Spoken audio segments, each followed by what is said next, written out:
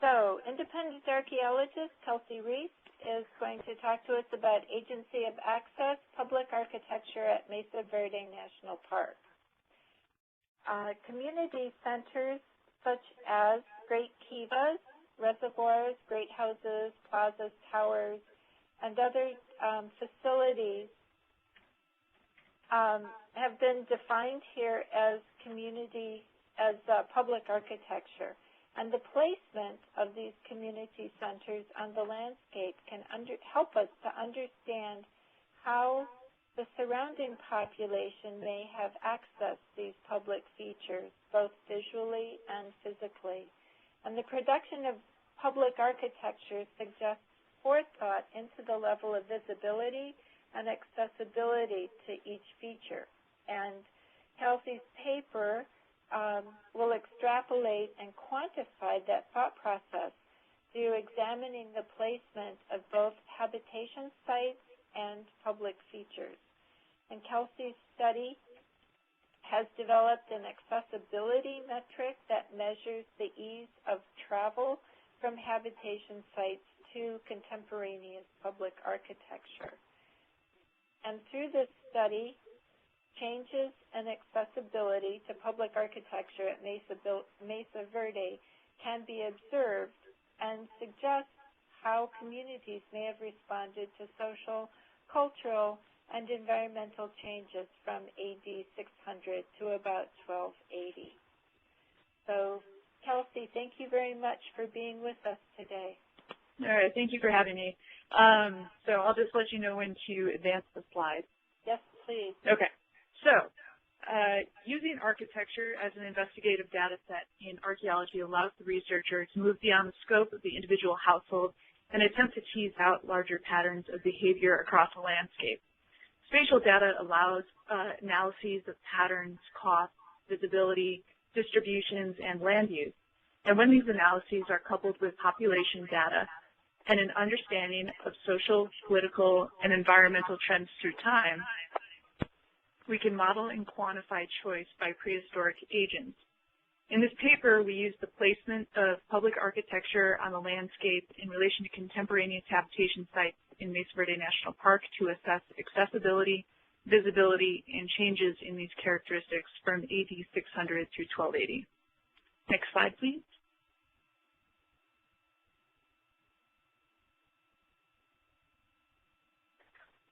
Next slide.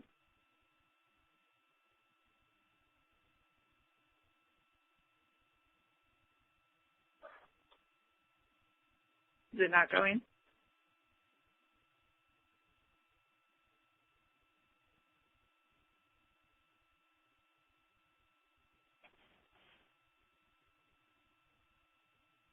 Karen?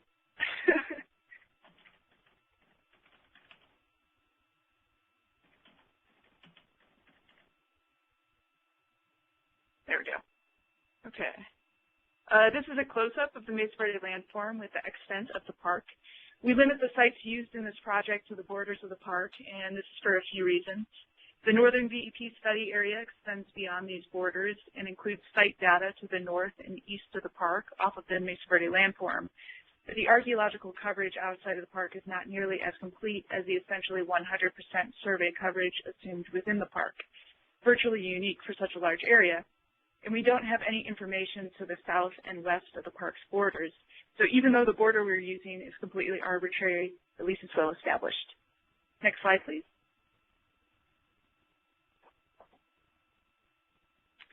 There are several structures in the VEP considered public architecture, which include great kivas, reservoirs, great houses, multi-walled structures, D-shaped structures, plazas, structures with enclosing walls, oversized pit structures, and towers.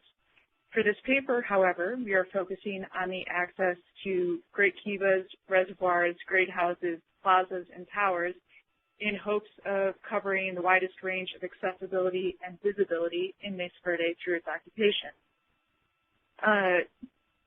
We're ahead one slide now, but on the last slide, you could see pictures of relatively representative examples of each type of public feature.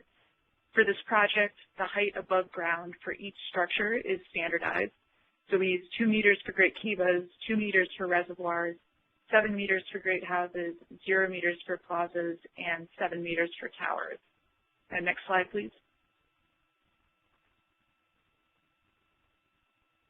This paper is an offshoot of my thesis work in which I developed a cost distance and clustering algorithm to extrapolate areas of likely intensified interaction between contemporaneous households, which I'm going to run through really quickly here with an example.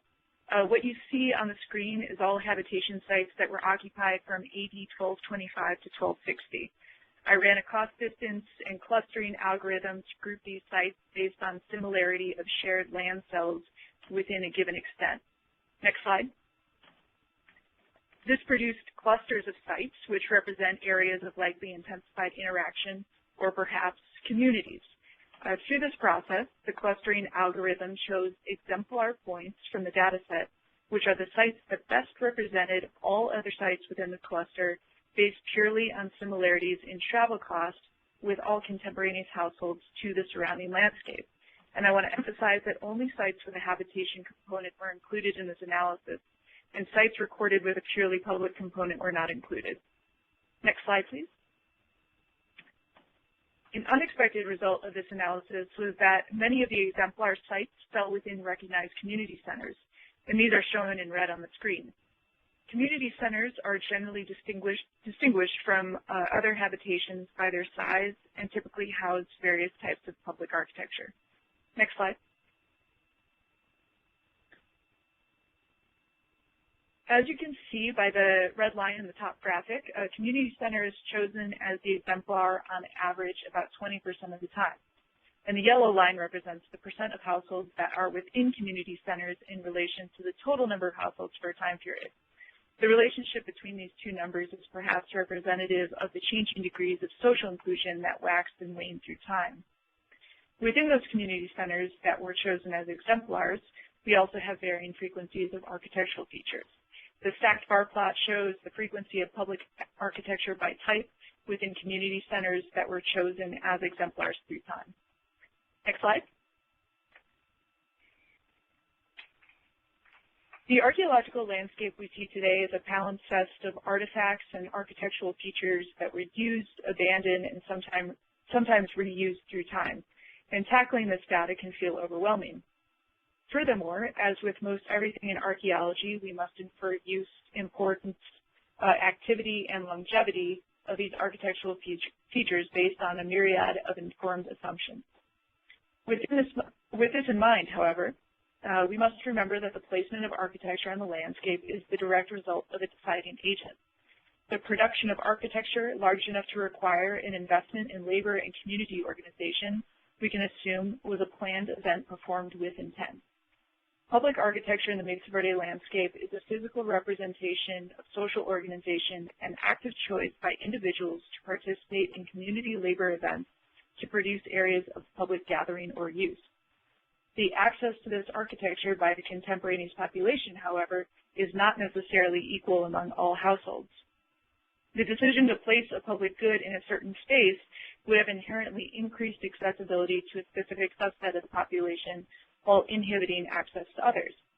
The ability to access public architecture on the Mesa Verde landscape is assessed in this paper through both visibility and accessibility to understand the decisions that were being made when a public good was built, how those decisions may have changed through time, and what social, economic, or political factors may have ultimately influenced the deciding agent. Next slide, please. The BEP uses a series of calibration data sets and Bayesian statistics to determine which of the 14 time periods from AD 600 through 1280 a site was most likely occupied. For this paper, we are assessing the public architecture shown on the previous slide during the period in which it was likely built and comparing accessibility to all contemporaneous households. For periods from AD 600 through 1060, we momentize the households to determine the likely population on the landscape at any given time within the period range, and then we select a random sample equal to the number of momentized households from the total households to calculate accessibility. For later periods, the expected use life is as long as the period length, so momentization is not necessary. The right-hand column is the maximum cost radius in cost kilometers, which is a value that was produced out of my thesis work. The cost distance value is calculated using Tobler's hiking function, which measures the cost in time of traversing 1 meter on a 0-degree slope. When applying it to an elevation model, we can calculate the cost of traversing a variable landscape in comparison to a flat surface. This value is produced by calculating the cost distance between all pairs of habitation sites within each cluster for each time period, and then averaging the maximum values. This value is the average maximum cost distance households were traveling in each time period to interact with other households in their community. And it is used in this paper as a maximum cost radius around each public feature to limit the calculations to the landscape and households most likely interacting with that public feature. Although these values are pretty similar, when assessing them in comparison to the number of households on the landscape, we see that households are organizing themselves in a way that maintains the ability to easily interact with other households while maintaining enough arable land per household within the community boundary. And we only see huge fluctuations in this number during periods of population upheaval. Next slide, please. We measure accessibility by quantifying several factors that represent access in one way or another to produce an accessibility metric. And these include the null cost distance, the household cost distance, the household visibility, and total households. And I'll go through calculating each one of these values. Next slide, please. So again, we'll use the households from AD 1225 through 1260. And we are going to use the access to the Great House during this time period as an example. Next slide. Sorry, we're one ahead. Thank you. So what you see on the screen is the Mesa Verde landscape with all households occupied during AD 1225 to 1260. The far view Great House is shown in red.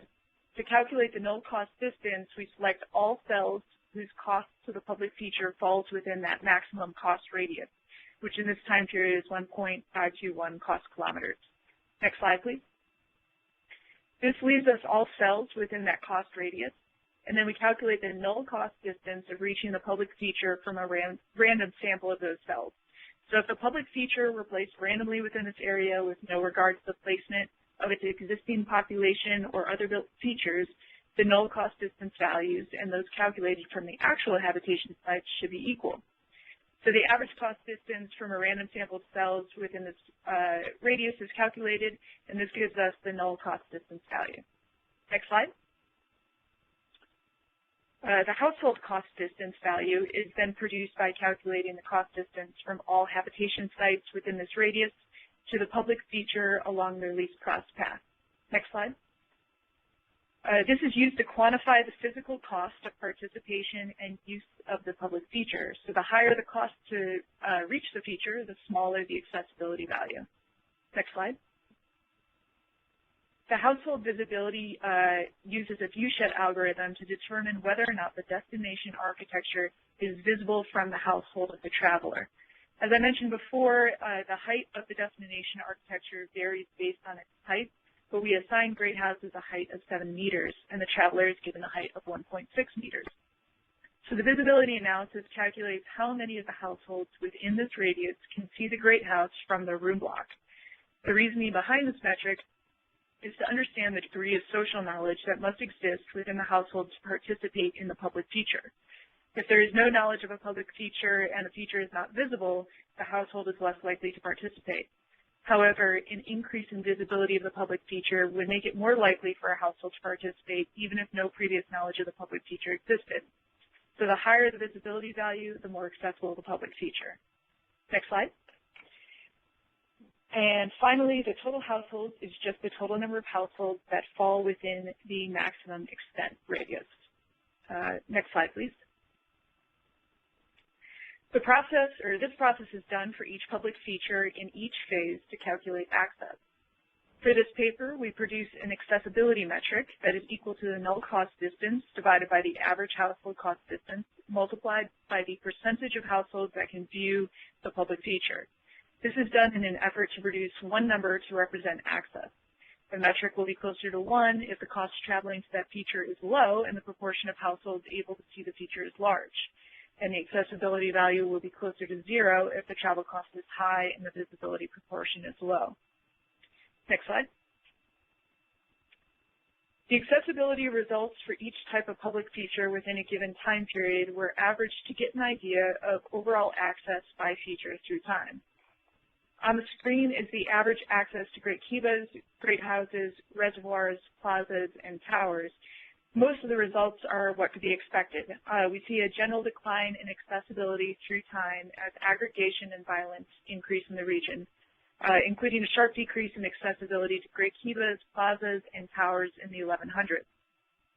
Great kivas are highly accessible in earlier time periods and only see a marked decline when plazas begin to be constructed. We also see that reservoirs become more accessible through time, perhaps in response to the increasing number of drought events, including a notable decrease in precipitation during the AD 1100s. Although there are only 2 great houses, it is interesting that the value remained essentially the same, even though the 2 were constructed over 200 years from one another, perhaps suggesting consistency in use and intent regardless of the social climate at the time. Access to plazas generally decreases, which is likely a result of the general trend of large sites moving from mesa tops into alcove settings. Towers are also become decreasingly accessible through time, but the reasoning behind this may be a little bit more complicated. Towers are thought to originally demarcate land use, and through time and increases in violence become defensible structures. What we see in AD 1060 to 1100, the first period in which towers are built, is that they are not very visible from contemporaneous households. In fact, many towers in this period have an accessibility metric of 0, meaning there are no households on the landscape that have a direct view of the tower from their room block. However, the cost of accessing these features keeps the accessibility metric relatively high in comparison to later periods. As we move through time, however, both the visibility and cost of access increase, ultimately creating a decrease in the accessibility metric. Next slide, please.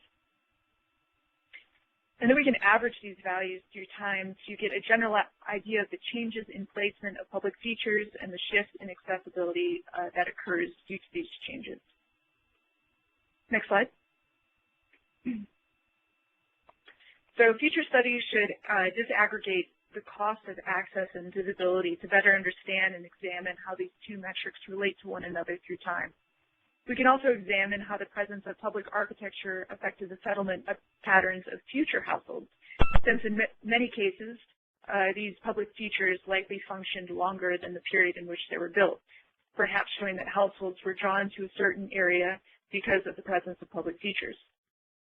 We can also examine the longevity of occupation of each household and how their relationship to certain public features may have increased or decreased their duration of use, and how the length of occupation may have changed with social, political, or environmental factors.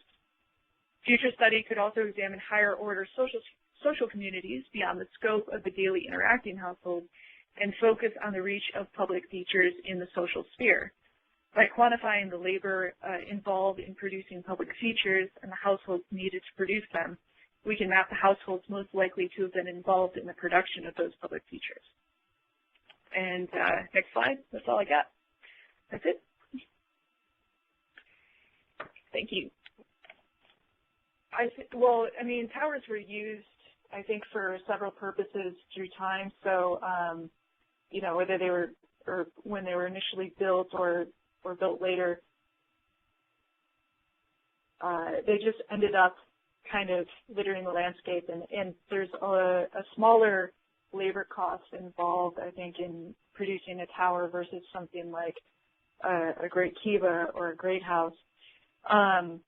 So the combination of needing them for different things, so they were built in different areas. If they were first built for demarcating land and then later as defensible structures, they would need to be placed in different areas. So there just ended up being more of them because they were a consistent structure used through time versus something like a great kiva that wasn't used after a while, or a great house that was only, you know, existing in a period or two. And then, yeah, also the amount of you wouldn't necessarily have to have an entire community come together to put in the labor costs like you would for a larger structure. Ah, I see. Had you considered that the visibility might be of these various public structures might have been, I don't know, extended or enhanced by fire building? Yeah, that's definitely a possibility, especially if you think if there's some type of ritual activity occurring at these places, even if you couldn't see, you know, the structure from the ground, you would definitely be able to see something like, you know, smoke or whatever, if that was part of whatever ritual was occurring at that spot. Trying to include that in a study like this would, it would be difficult just because, well, it would be difficult in two ways. One, because if you say, okay, you know, if the smoke goes up in the air and you can pretty much see it from anywhere, then you have visibility no matter what. The other issue is that in the Mesa Verde landscape, because it is so variable and you have the series of canyons and mesa tops, seeing smoke wouldn't necessarily, you wouldn't necessarily be able to tell where it's coming from or how far away it might be if you're in a canyon bottom and all you can see is smoke in the sky. So, yeah. So can you really, to be able to quantify or say that is visibility to the point where somebody can say, oh, that's my, you know, that's the great kiva down the way. They must be having a, you know, a gathering. That would be difficult to actually tease out. Yeah, that's true.